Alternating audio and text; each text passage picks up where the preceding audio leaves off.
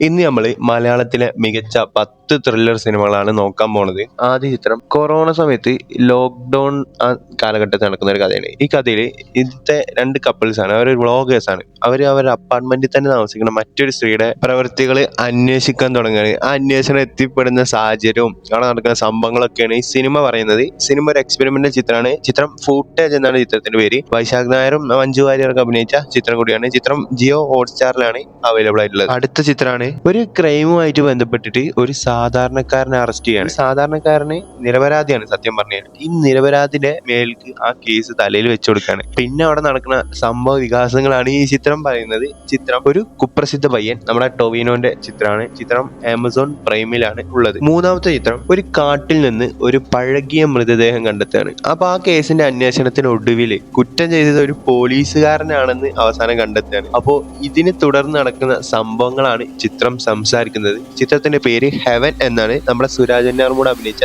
ചിത്രം ഹോട്ട്സ്റ്റാറിലുണ്ട്. ഓക്കെ. നാലാമത്തെ ചിത്രം കൊച്ചിയിൽ ഒരു പെൺകുട്ടിയെ മിസ്സാവാണ്. അപ്പൊ ഈ പെൺകുട്ടിയെ മിസ്സായിട്ട് ഇതിന്റെ കേസ് അന്വേഷണം കിട്ടുന്ന ഒരു സാധാരണക്കാരനായ ഒരു പയ്യനാണ്. ഇവൻ ഈ കേസ് അന്വേഷിക്കുമ്പോൾ നടക്കുന്ന ട്വിസ്റ്റ് ആൻഡ് ടേണുകളും സംഭവങ്ങളൊക്കെയാണ് ചിത്രം സംസാരിക്കുന്നത്. ചിത്രം ആനന്ദ് ശ്രീബാല, നമ്മുടെ അർജുൻ അശോകന്റെ ചിത്രം. അഞ്ചാമത്തെ ചിത്രം റിട്ടയർഡ് ആയ ഒരു പോലീസ് ഓഫീസർ, അയാള് റിട്ടയർഡ് ആയതിനു ശേഷം ഒരു കേസ് അന്വേഷിക്കേണ്ടി വരികയാണ്. സ്വതന്ത്രമായിട്ട് ഒറ്റയ്ക്ക് ആ കേസ് അന്വേഷിക്കുകയും അത് കണ്ടെത്തുമോ അല്ലെങ്കിൽ ആ കേസ് തെളിയിക്കപ്പെടുമോ എന്ന് ചർച്ച ചെയ്യുന്ന ഒരു ചിത്രം കൂടിയാണ് CID രാമചന്ദ്രൻ റിട്ടയർഡ് SI എന്ന ചിത്രം. ഇത് നമ്മളെ കലാഭവൻ ഷാജോന്റെ ചിത്രമാണ്. ആറാമത്തെ ചിത്രം ഒരു ചെറിയ ഗ്രാമം. ആ ഗ്രാമത്തില് ഒരു പോലീസ് സ്റ്റേഷൻ. ആ പോലീസ് സ്റ്റേഷനിലെ രണ്ട് പോലീസ് ഓഫീസേഴ്സിന് ഒരു സ്ത്രീയുടെ ശരീരഭാഗങ്ങൾ ആ പോലീസ് സ്റ്റേഷന്റെ ഭാഗത്ത് നിന്ന് തന്നെ കിട്ടുകയാണ്.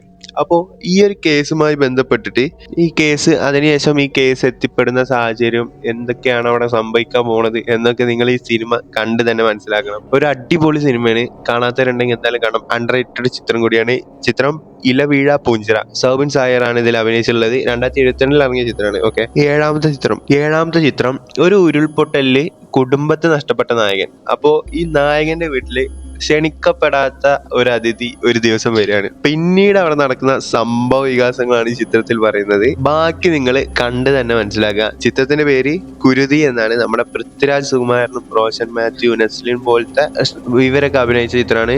ചിത്രം ആമസോൺ പ്രൈമിലുണ്ട്. എട്ടാം ചിത്രം ഒരു നേഴ്സ് കൊല്ലപ്പെടുകയാണ്. ഈ നേഴ്സ് കൊല്ലപ്പെടുന്നതും ഇതിനോട് തുടർന്നുണ്ടാവുന്ന അന്വേഷണത്തിൽ മറ്റൊരു സംഭവം നടക്കുകയാണ്. ഈ അന്വേഷണം നടന്നുകൊണ്ടിരിക്കുമ്പോൾ മറ്റൊരു സംഭവം നടക്കുകയാണ്. അപ്പോൾ തുടർന്ന് കേസിൽ കണ്ടെത്തുന്ന ഞെട്ടിപ്പിക്കുന്ന സംഭവങ്ങൾ അടങ്ങിയുള്ള ചിത്രമാണ്. ഓക്കെ.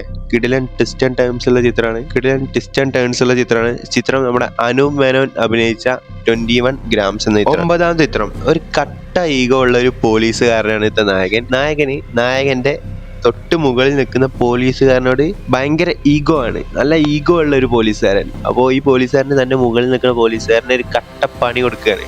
ഓക്കെ. ഒരു ചിത്രം കൂമൻ. നമ്മുടെ ജിത്തു ജോസഫാണ് ഇതിന്റെ സ്ക്രിപ്റ്റ് ഒരുക്കിയുള്ളത്. ആസിഫ് അലിയാണ് നായകനായിട്ട് എത്തിയിട്ടുള്ളത്. അടുത്ത ചിത്രം ഒരു ഓഫീസിൽ ഒരു മരണം സംഭവിക്കുകയാണ്. ആ മരണത്തോടനുബന്ധിച്ചുള്ള അന്വേഷണത്തിൽ ഒരു കിഡിലൻ ട്വിസ്റ്റോട് കൂടിയാണ് ഈ പടം അവസാനിപ്പിക്കുന്നത്. ചിത്രം ഗോളം എന്ന ചിത്രമാണ്. നമ്മളെ രഞ്ജിത്ത് സജീവ് അഭിനയിച്ച ഗോളം എന്ന സിനിമ. ഇത് കാണാത്തവരുണ്ടെങ്കിൽ കാണുക. മസ്റ്റ് വാച്ച് എന്ന് ഞാൻ പറയില്ല. ഒരു അണ്ടർ റേറ്റഡ് ചിത്രം കൂടിയാണ് ഗോളം. ഇതിന്റെ പാർട്ട് 2 ഉടനെ വരുന്നതാണ്. ഇതോടുകൂടിയൊന്നും അവസാനിക്കുന്നില്ല. ഒരുപാട് സിനിമകൾ ഇനിയും പറയാനുണ്ട്.